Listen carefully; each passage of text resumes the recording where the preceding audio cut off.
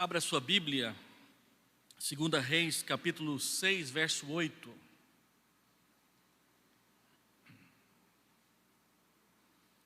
Segunda Reis, capítulo 6, verso 8.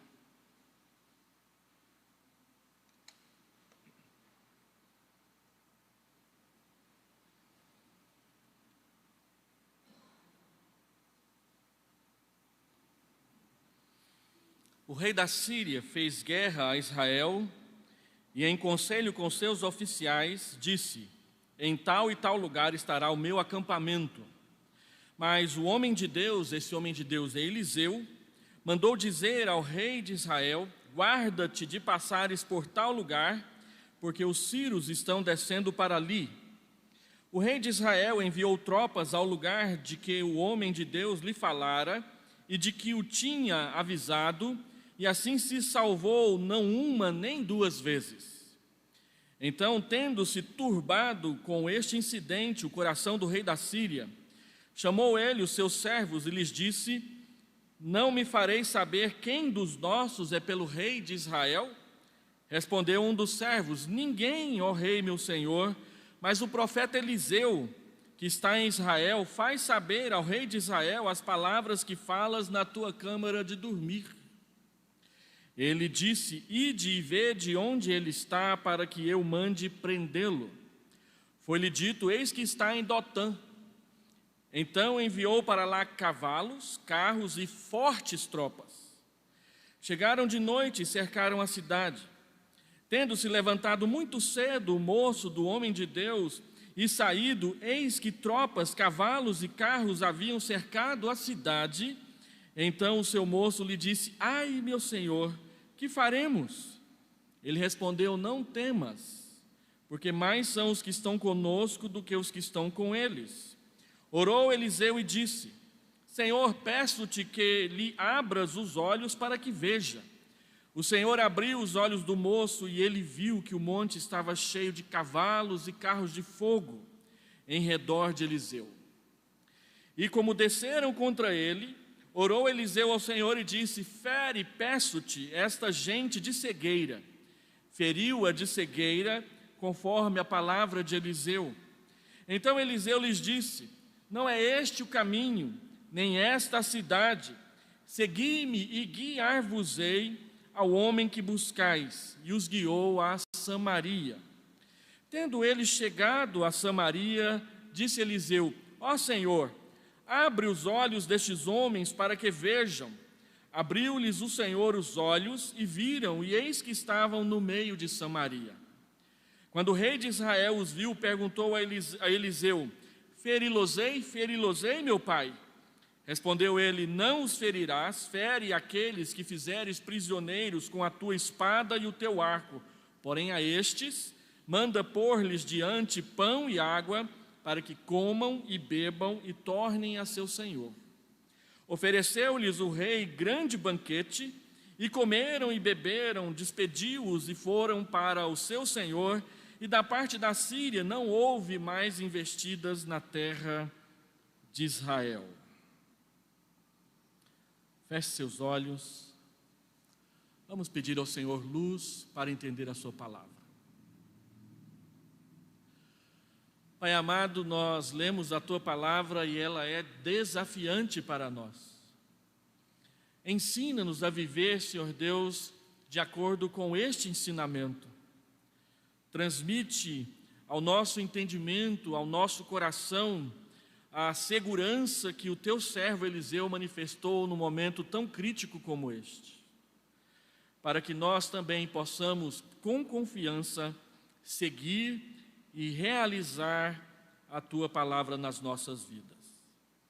Nós oramos pedindo a luz do teu Espírito para nós, em nome de Jesus. Amém, Senhor Deus. Nós estamos falando sobre Eliseu, e o tema que nós temos tratado sobre Eliseu é cheios do Espírito. Quando Eliseu se despediu de Elias, e Elias disse que ele poderia pedir o que quisesse se ele visse quando Elias fosse separado dele, então Eliseu pediu porção dobrada do Espírito de Elias, E muitos de nós entendem que porção dobrada é o dobro do poder de Elias. Mas, segundo uma expressão de Deuteronômio 23, porção dobrada era a herança que o filho mais velho recebia do seu pai quando ele falecia. O filho primogênito ele tinha direito a 50% da herança que seu pai deixava. A mãe e os outros filhos dividiriam entre si o resto, sendo 25% para a mãe e os outros 25% para todos os outros filhos. Isso a Bíblia chama de porção dobrada. E quando Eliseu pediu a Elias que lhe fosse concedida esse tipo de porção dobrada, ele estava então pedindo que lhe fosse concedido o direito de ser reconhecido como o herdeiro e o continuador do ministério de Elias no meio de Israel. É claro que quando você faz as contas, Elias fez 9 milagres e Eliseu, a Bíblia registrou 18. Mas não é isso que a Escritura quer dizer, que simplesmente ele fez o dobro do que Elias estava fazendo, mas que ele estava continuando o ministério que Deus havia dado nas mãos de Elias, numa época em que Israel estava atravessando a apostasia, estava abandonando a palavra do Senhor. E você vê isso em quase todos os parágrafos da história narrativa de Eliseu, quando ele faz questão de se dirigir a Israel mais do que aos sírios ou aqueles que estão dando trabalho. O caso de Naamã é um exemplo muito claro disso.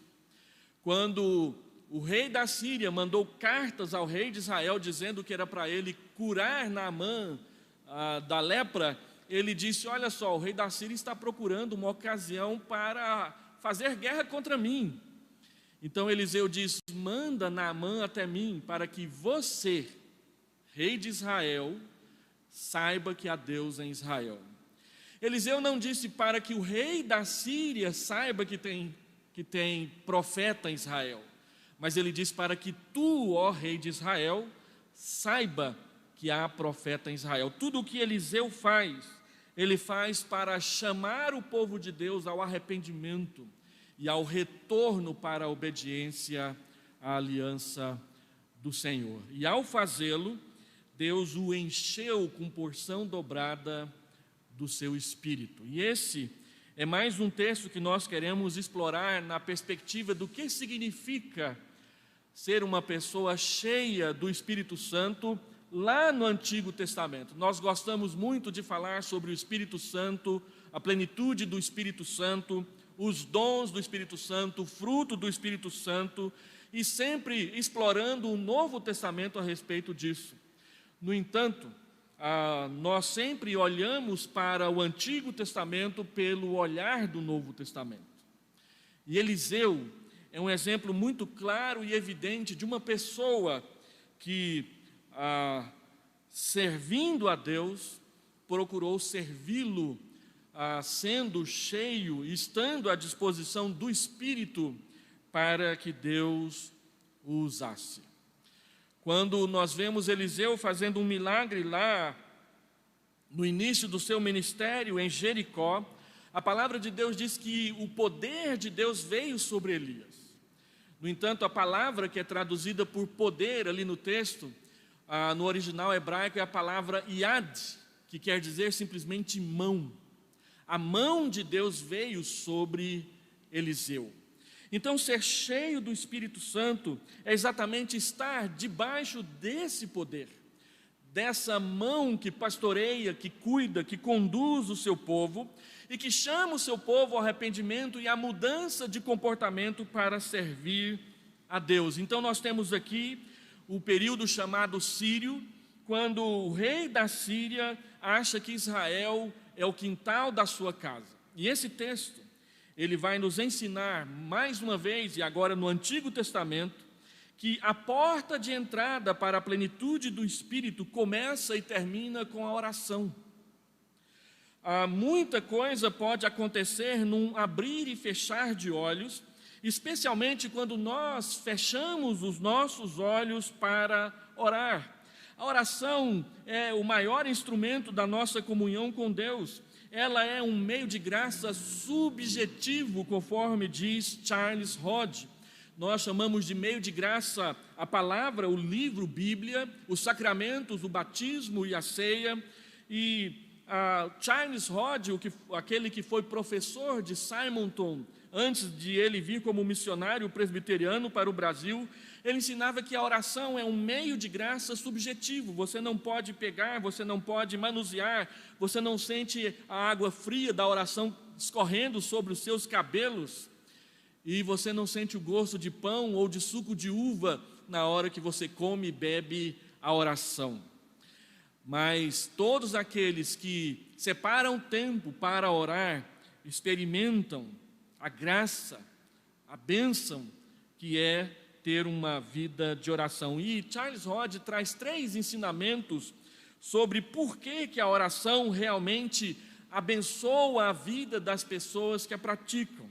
E ele diz que há 3 pressupostos que nós, que queremos aprender a orar, precisamos levar em conta se queremos ser cheios do Espírito Santo. O primeiro pressuposto é que a oração pressupõe a personalidade e a pessoalidade de Deus. Quando você ora a um Deus que é pessoal. Ele é uma pessoa, ele é um ser pessoal. Ele sente, ele gosta, ele não gosta, ele reage, ele atende, ele não atende, e ele é pessoal e ele nos atende personalizadamente. Se você não crê que Deus é uma pessoa, mas se você crê porque gosta demais de Guerra nas Estrelas e acha que Deus é a força, você ainda não sabe o que é ser cristão. Porque Deus não é uma força. Deus não é simplesmente um poder que a gente pode manipular com a mente ou com algumas partículas espirituais que o universo coloca dentro de nós. Deus é um ser pessoal e Ele se relaciona conosco. Então Ele ouve orações, Ele atende orações. Segundo o pressuposto, a oração pressupõe que Deus está perto de nós. Apesar de Ele ser glorioso e majestoso e ter criado todo o universo e saber o nome de todos os planetas e de todas as estrelas, Ele também sabe o nome de cada um de nós. Ele nos conhece. E Ele diz, por meio de Jeremias, que Ele é Deus de longe, mas Ele é também Deus de perto. Ele está perto, e Ele está perto para nos ouvir. Uma das palavras-chave, ou uma das expressões-chave do livro de Êxodo, é que Deus inclinou os seus ouvidos para ouvir o que estava acontecendo com Israel, enquanto estava escravizado pelo faraó no Egito. Ele baixou os seus ouvidos. E a conversa que ele teve com Moisés, lá em Êxodo, capítulo 6, era exatamente porque, conforme ele disse para Moisés, ele veio para libertar o seu povo da opressão. Deus é pessoal, Deus está perto, e a terceira pressuposição que Charles Hodge aponta para nós é que este Deus pessoal e que está perto, Ele governa com poder todas as coisas. É por isso que Ele pode ouvir as orações. É por isso que Ele pode trazer respostas que, conforme diz Paulo em Efésios, capítulo 3, são infinitamente mais do que tudo o que pedimos ou até mesmo pensamos em pedir para Ele. Ele tem o controle pessoal de todas as forças da criação. Ele governa não somente as coisas e os seres criados, mas Ele governa inclusive as ações e as reações. Ele tem poder porque Ele é onipotente, e Ele está em todos os lugares porque Ele é onipresente, de modo que nada ocorre sem a sua permissão e sem a sua condução. O rei da Síria não pode fazer nada contra Israel se Deus não deixar. E esse texto mostra como que isso acontece na experiência pessoal de Eliseu e do moço que anda com Eliseu, um moço que a Bíblia não nos dá o nome dele, não é Geazi. Geazi foi separado de Eliseu depois do episódio de Naamã no capítulo 5. ele vai reaparecer de novo só lá no capítulo 9, lá na frente. Mas aqui é um moço desconhecido. E ele acorda de manhã, e quando ele acorda de manhã e abre a janela, puxa ali a cortina da janela, ele vê que Dotã, que não é uma megalópolis, é uma cidade muito pequena, está completamente cercada por fortes tropas do exército sírio.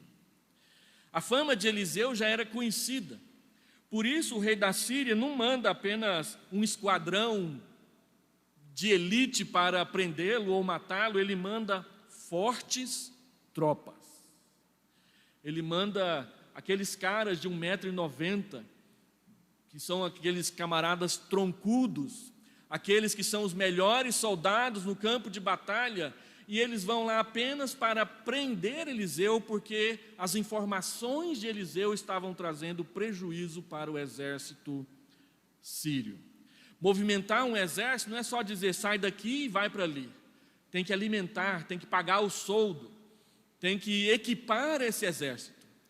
E quando Eliseu dizia onde o exército estava, tudo isso era perdido, sem batalha nenhuma. Então Eliseu estava trazendo muito prejuízo para aquele rei. Acabe já havia falecido, a Jezabel ainda não, ela vai falecer um pouco mais para frente. E agora é Jorão, o seu filho, quem governa Israel. E embora o texto não nos informe, é possível que o rei da Síria aqui mencionado seja Ben-Hadad.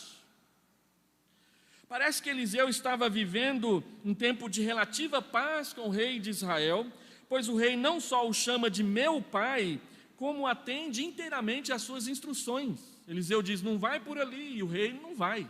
Ele confere, mas não vai. Um comentarista que eu li para preparar esse sermão diz que Eliseu sabia das coisas que acontecia lá na Síria, porque ele tinha uma rede de espiões muito bem colocadas no palácio do rei da Síria. E ele cita a experiência da menina escrava que disse para o rei da Síria que Eliseu podia curar Naamã. Ora, meus irmãos, pois é exatamente isso que não estava acontecendo. Eliseu sabia das coisas exatamente porque Deus o enchia com o seu Santo Espírito, e uma das consequências de ser cheio do Espírito Santo é a intimidade com Deus. Deus dizia para Eliseu o que estava acontecendo, e Eliseu repetia o que Deus havia dito para ele. Quem fica nessa história de dizer que Eliseu tinha espiões dentro do palácio da Síria, essa turma de teólogo aí, que não crê na inerrância nem na infalibilidade das Escrituras, e acha que Deus não faz nada miraculoso em lugar nenhum. Nós não andamos com essa turma. Nós sabemos que era porque Deus o havia enchido do Espírito, é que ele podia servir aos propósitos de Deus conforme a sua vontade.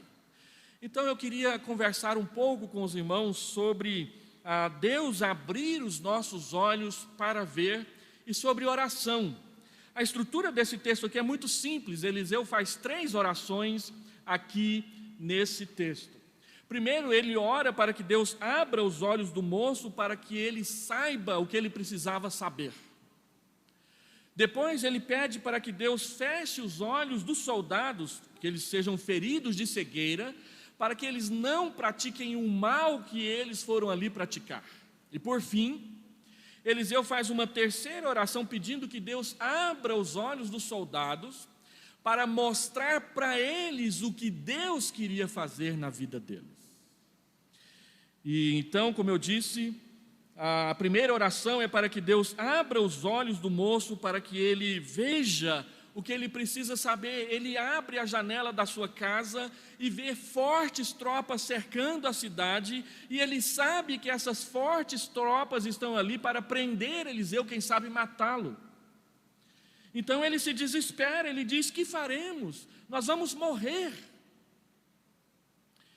E Eliseu então diz: não tenha medo, porque mais são os que estão a nosso favor do que aqueles que estão do lado deles, Eliseu diz aí no verso 16, ele respondeu: não temas, porque mais são os que estão conosco do que os que estão com eles.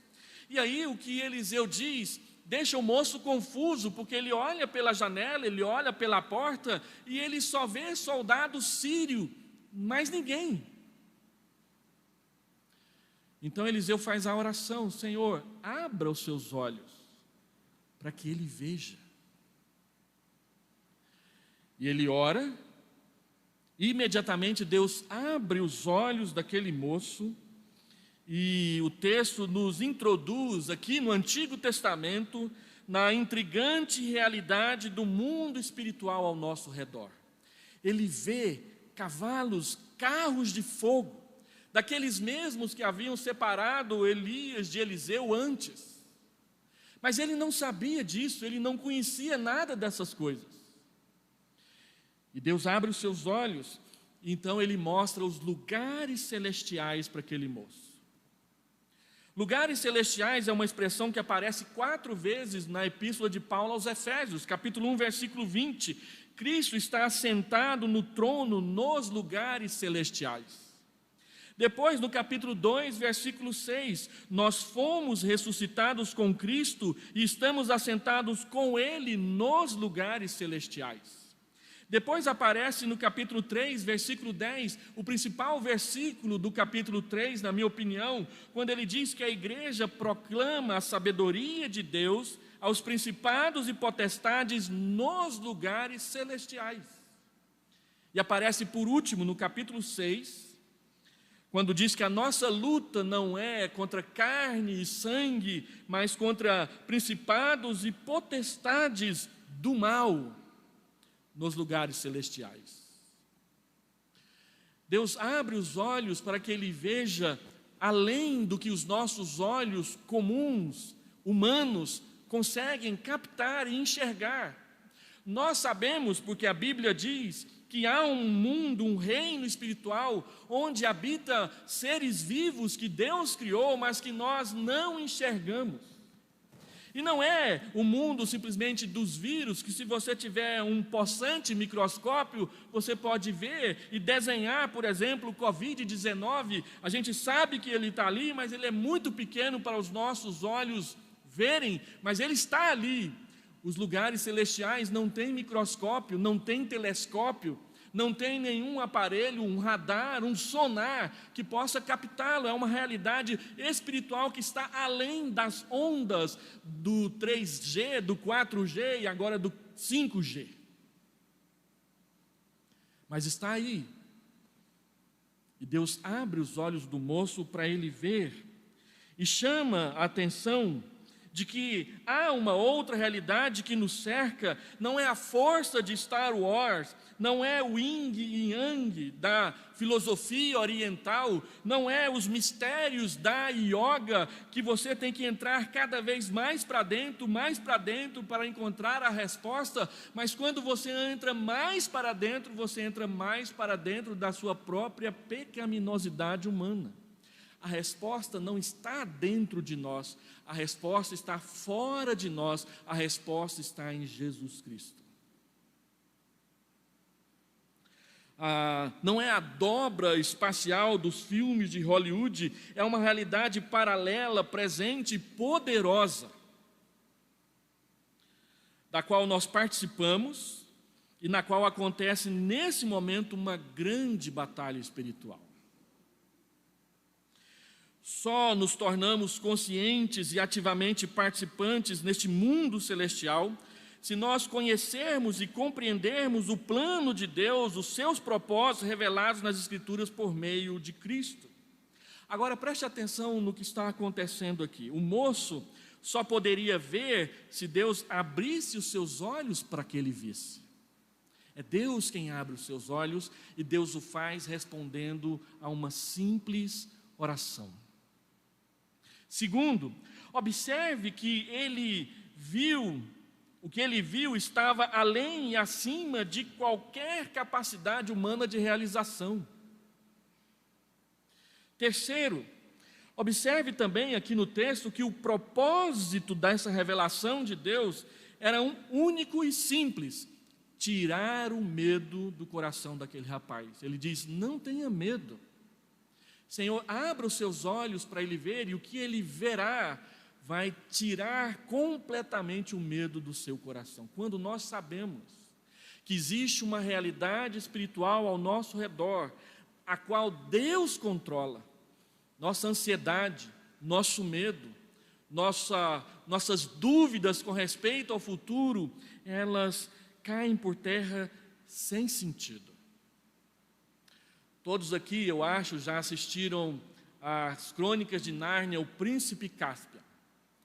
Para mim, uma das cenas mais bacanas do livro, e depois nós assistimos no filme, é quando os Calormanos, fugindo do exército de Nárnia, que Aslan veio socorrer no meio da batalha, ele chega diante da ponte e ele olha lá na ponta da ponte, na cabeceira da ponte, e Lúcia aparece, e Lúcia puxa timidamente uma faquinha e faz assim. Ela não puxa,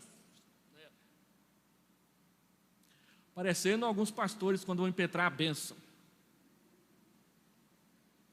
Não, ela mostra a faquinha e o general Calormano olha para ela e diz: é uma menina, eu estou num cavalo, eu passo por cima. Mas ele olha de novo e Aslan chega. E quando ele decididamente resolve investir contra a Lúcia, Aslan ruge, e o rio se levanta. E o rio olha para Aslan e pergunta: o que você quer? E o Aslan diz: pode fazer o que você veio fazer. E ele faz um estrago. E os Calormanos perdem a batalha. É disso que nós estamos falando. Do Deus que faz as coisas acontecerem, e muitas vezes Ele faz por nós. Naquele filme, A Lista de Schindler, a cena mais impressionante para mim é quando o capitão vem visitar a fábrica e ele veio com muita vontade de matar alguém. E o rabino havia feito só 3 dobradiças a manhã inteira, porque a máquina tinha sido levada para ser calibrada. Então ele pede para que o rabino faça uma dobradiça, e ele faz ali a dobradiça com menos de 1 minuto. Então o capitão resolve matá-lo, pega a sua arma, encosta na cabeça do rabino e a arma falha. Ele atira de novo e a arma falha de novo. Ele atira de novo e a arma falha de novo. Ele pega a arma do soldado que está do lado dele e a arma do soldado falha outra vez. E ele então dá uma coronhada na cabeça do rabino e sai com muita raiva porque ele não conseguiu matá-lo. Por que ele não conseguiu matá-lo? Nós não estamos falando de ficção. Nós estamos falando da história da Segunda Guerra Mundial. Ele não conseguiu matá-lo porque Deus não deixou. É disso que nós estamos falando. Em quarto lugar, isso é muito interessante, ele só viu o que Deus revelou. Deus não revelou os demônios, Deus revelou só os carros de fogo, para que ele não tivesse medo, para que ele ficasse em paz, para que ele confiasse no que Deus iria fazer depois. Abra os olhos dele para ver. Segundo, então o exército resolve investir contra Eliseu. Eliseu vê os carros de fogo, o moço vê os carros de fogo, mas nenhum soldado vê os carros de fogo. E eles vêm com tudo para cima de Eliseu. Eliseu faz a segunda oração: Senhor, fere-os de cegueira para que não possam ver. Diz o texto, verso 18: como desceram contra ele, orou Eliseu ao Senhor e disse: fere, peço-te essa gente de cegueira. Feriu-a de cegueira conforme a palavra de Eliseu, e a palavra de Eliseu era uma oração, um pedido. Fere, peço-te. Não tem confissão positiva, não tem declaração de vitória, não tem decretação de nada. Peço-te. E Deus atendeu a sua voz, e eles ficaram cegos, de tal modo à semelhança do que aconteceu lá em Sodoma e Gomorra, eles não conseguiam achar Eliseu ali para prendê-lo. E aí nós temos o momento mais cômico do texto. Eliseu brinca com eles: olha, não é este o lugar, não é esta a cidade, mas eu vou levar vocês até lá. Por que Deus feriu os olhos daqueles homens? Deus feriu os olhos daqueles homens para que eles não fizessem o mal que eles vieram fazer, que era prender Eliseu. Deus impede que eles continuem servindo ao pecado e àqueles que não conhecem nem servem a Deus. Ele impediu que isso acontecesse. Deus é o único que tem poder e as chaves para abrir e fechar. Ninguém abre o que ele fecha e ninguém fecha o que ele abre. É por isso então que Balaão não consegue amaldiçoar com a sua boca o povo de Israel, Números capítulo 21, porque Deus o abençoou. É por isso que Acabe tentou esconder-se da morte no meio da batalha, e uma flecha fortuita atirada ao acaso para acertar qualquer um, o acerta bem na junta do seu braço, alcançando o seu coração. É por isso que Amã não consegue destruir Mordecai, e ele prepara uma forca para que Mordecai fosse enforcado nela, mas Deus dá insônia para o rei. E o rei pede para ler aqueles livros que são os livros mais capazes de dar sono em alguém, que são as atas do presbitério leste de Goiânia. São pouquíssimos pastores que eu conheço que gostam de ler livro de ata. Dá sono. Então o rei estava sem sono, ele diz: leem as atas do reino. E eles começaram a ler 2, 3 horas da manhã, e o rei ali, em pezinho, sem ter tomado café. Aí ele presta atenção numa frase, ali no meio daqueles registros todos. Mordecai havia avisado de uma tentativa de assassinato contra o rei, e ele disse: eu não lembro de ter feito nada por este homem. E aí o dia amanhece, e o rei não tinha dormido. Então o primeiro que chega, 7 horas da manhã, antes do café ser servido, foi Amã. E antes que ele falasse qualquer coisa, o rei pergunta: o que a gente faz com aquela pessoa que o rei quer honrar? Ele achava que era ele, mas era Mordecai. E naquele mesmo dia, quem foi pendurado naquela forca foi Amã.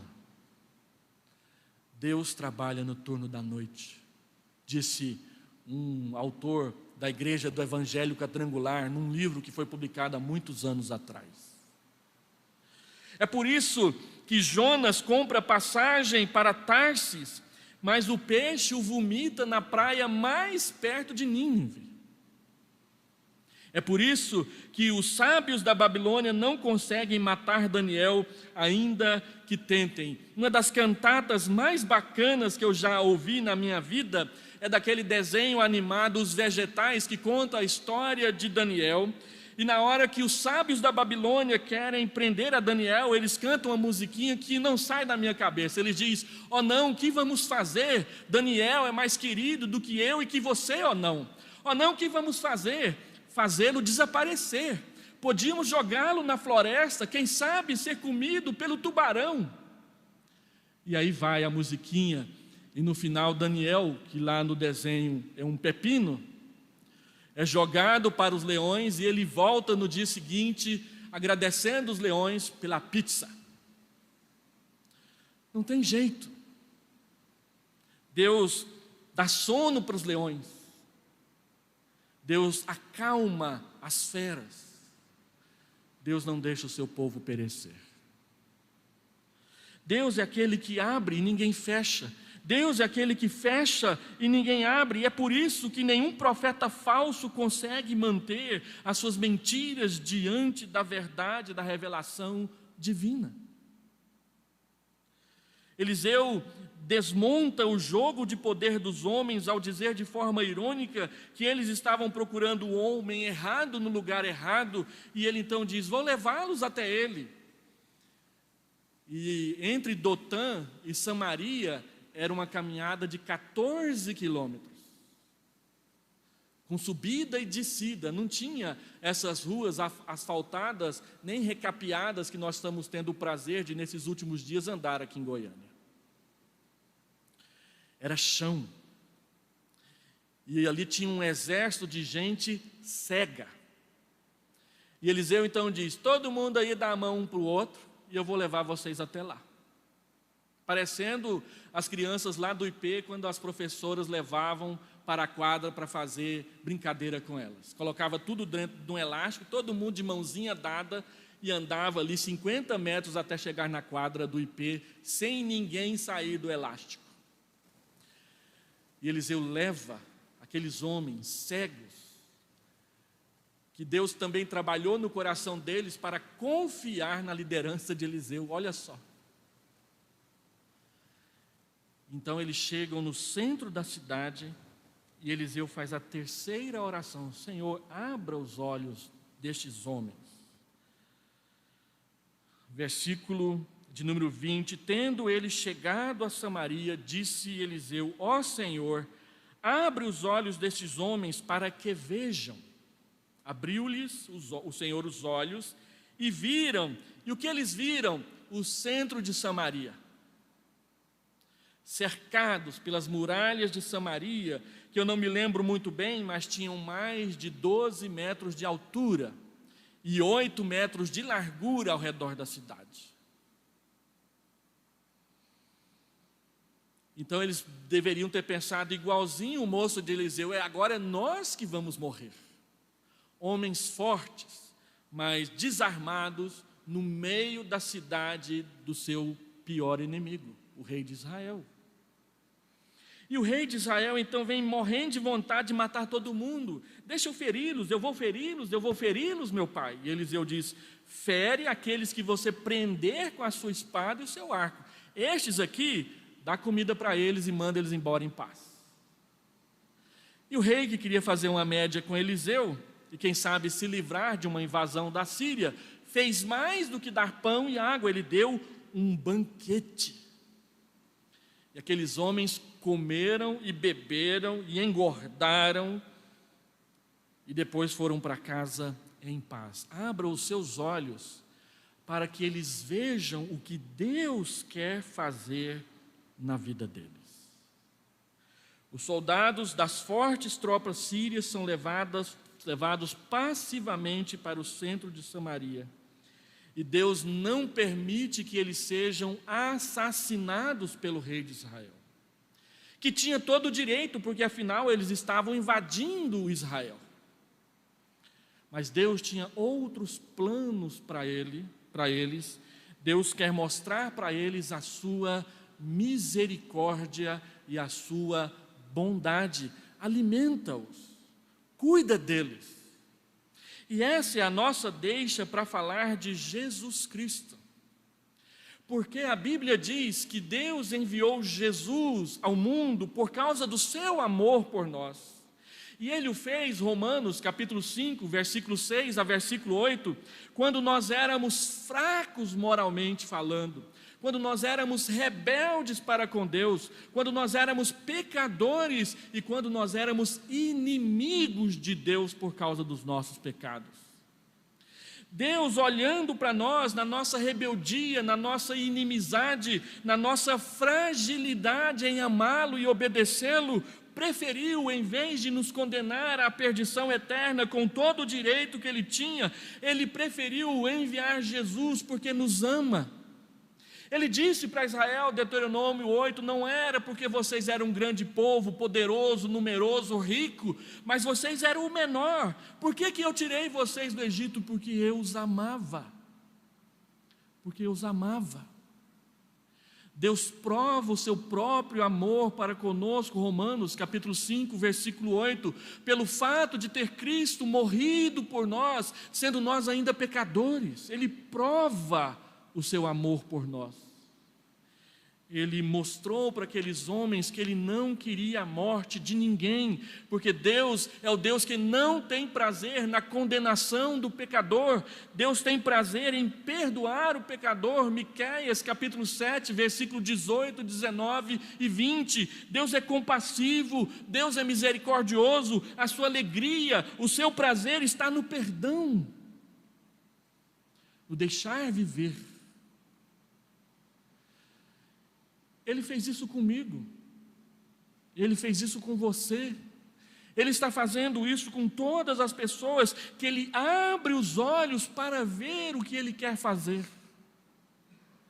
Ele quer perdoar pecadores, Ele quer salvar pecadores, Ele quer abençoar as pessoas, não condená-las. Então, se você veio aqui nessa noite e ainda não entregou a sua vida para Jesus, é isso aqui que Deus quer fazer com você. Você não caiu numa armadilha.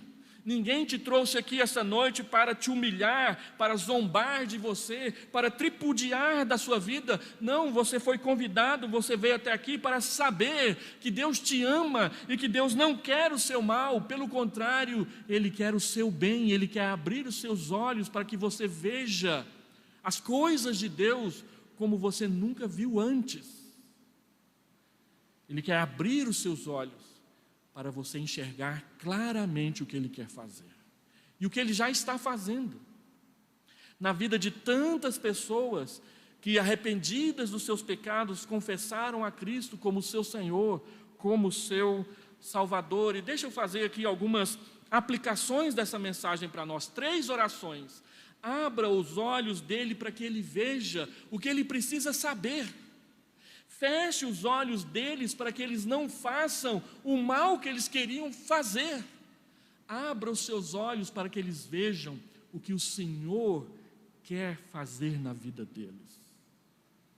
Então, em primeiro lugar, saiba que existe um mundo espiritual ao nosso redor, povoado por anjos e demônios que lutam conosco. E nós precisamos saber, você precisa saber, de que lado você está, em qual exército você está engajado, inscrito, arregimentado. Eliseu diz para aquele moço: mais são os que estão a nosso favor do que aqueles que são contra nós. Deus quer abrir os seus olhos para que você perceba que durante muitos anos, talvez você tenha lutado no exército errado. E que hoje, aqui, nessa noite, chegou a hora de você mudar de exército, sair daqueles que são contra Deus e passar a caminhar com aqueles que são de Deus na sua vida. Segundo, só é possível lutar e vencer neste mundo espiritual se nós formos equipados com toda a armadura de Deus. Efésios capítulo 6, do verso 10 até o verso 17.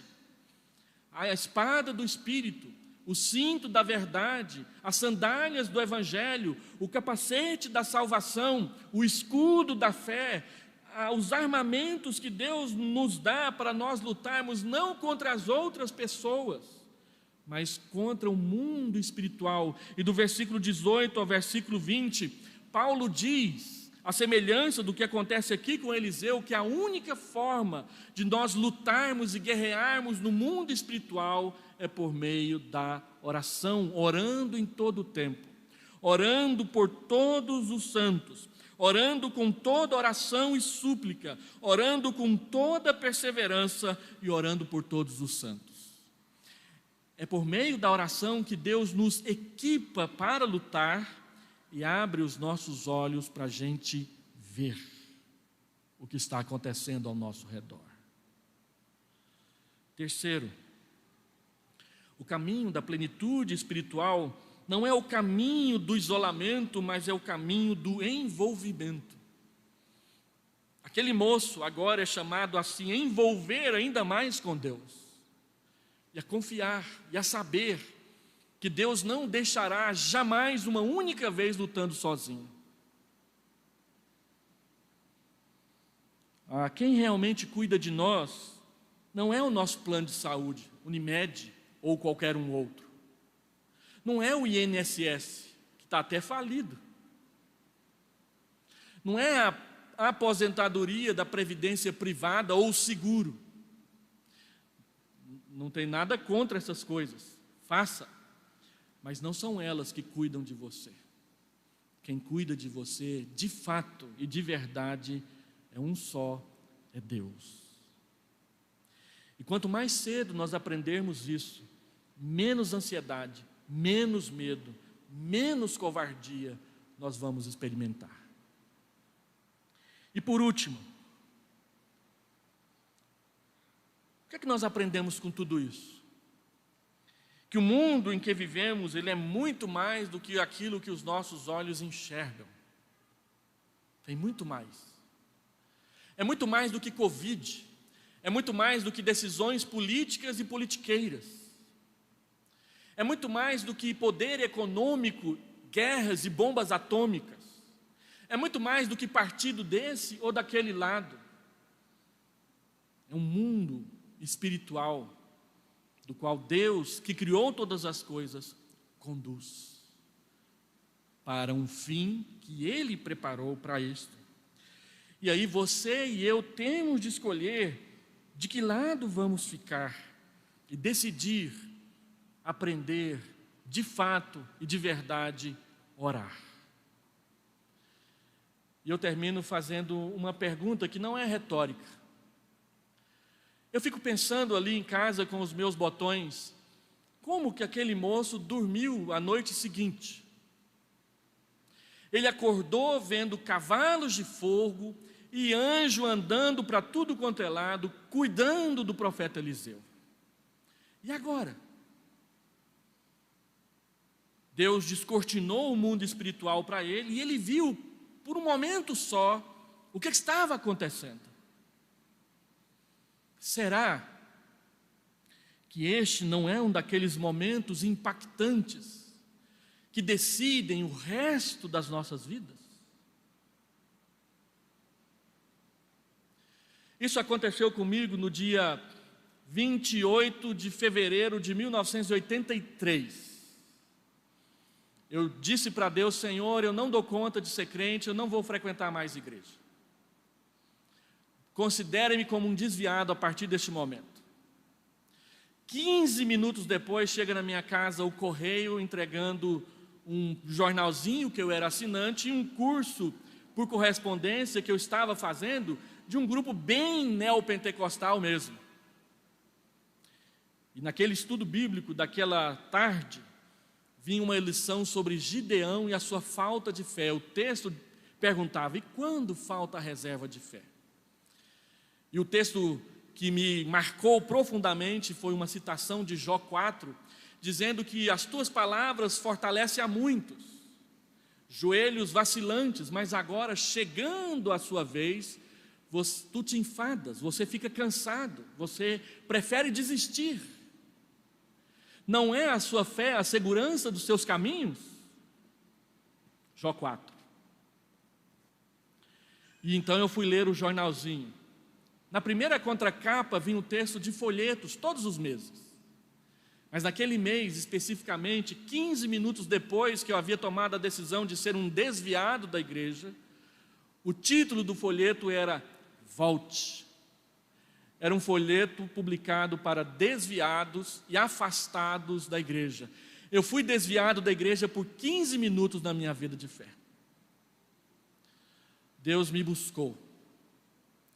Então eu me lembro que eu me ajoelhei ao pé da minha cama e disse: Senhor, pecando do jeito que eu peco, eu não me afasto mais. E olha onde eu vim parar. Isso foi há 40 anos atrás.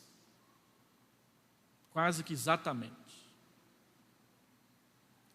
De modo que, como é que você vai dormir de noite sabendo que há um mundo espiritual e que Deus muitas vezes coloca esse mundo espiritual a seu serviço para te proteger, para cuidar de você, para te conduzir, para não deixar que o mal vença a sua fé e principalmente para tirar o seu medo. Não deixa eu ficar pensando sobre isso sozinho, não. Vai para casa pensando sobre isso também. Eu acho que eu terei feito o meu papel aqui nessa noite se colocar essa pulga atrás da sua orelha para o resto da sua vida. Nunca mais a vida daquele moço foi a mesma. E a Bíblia diz que por causa desse acontecimento, aqueles soldados não invadiram mais Israel por um tempo. Eu te convido a entregar a sua vida nas mãos de Deus. Eu te convido a deixar de ter medo. Quase toda semana alguém me manda uma mensagem falando a respeito desse Covid que aí está. Palavras que exalam medo. Que não quer vir à igreja porque está com medo de aqui pegar o Covid, mas não tem medo de ir no supermercado, não tem medo de ir na feira, não tem medo de ir na farmácia. Por que tem medo de ir no único lugar onde você sabe que você vai se encontrar com Deus para valer?